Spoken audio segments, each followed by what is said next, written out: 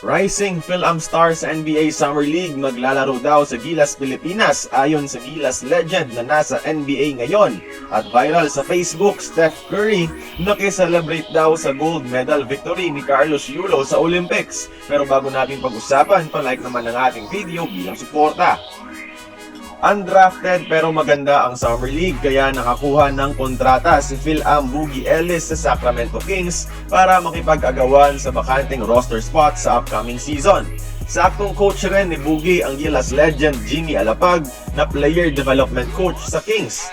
Maliban sa babantayan ni Alapag ang development ni Ellis, sinabi niya rin sa isang interview na gagawan niya ng paraan para mapaglaro itong si Ellis sa Gilas, Pilipinas. Though it's gonna be a long process ayon sa kanya, sisikapin niyang maisama ito sa susunod na Asian Games.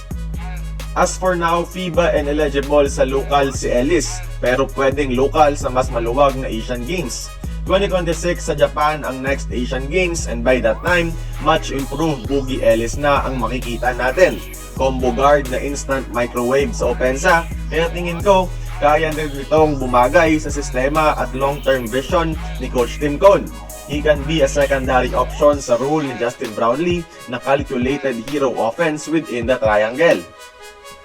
Nga pala mga idol, check nyo ang UCine. Makakanood ka dito ng live NBA, sports, movies, series at iba pa sa free channel content in multiple languages and subtitles. Only features with 30 million users worldwide. May free 7-day trial at ang download link ay nakapin sa comments sa ibaba. Samantala, viral sa Facebook ang post na nakiselebrate umano si Steph Curry sa gold medal win ni Carlos Yulo sa Olympic Gymnastics. As of posting, may 29,000 reacts ang post, maraming comments na nagpapasalamat kay Curry for supporting the Philippines. Kung isa kayo sa mga naniniwala dyan, sorry pero fake news po yan. Di po totoo. Ang page po na nag-post ay isang parody page lamang. Pinapakita lang nito ang kakulangan ng reading comprehension ng mga Pinoy. Kung ano ang nakikita, akala talaga ganyan na without even reading the full details or verifying kung saan nanggaling.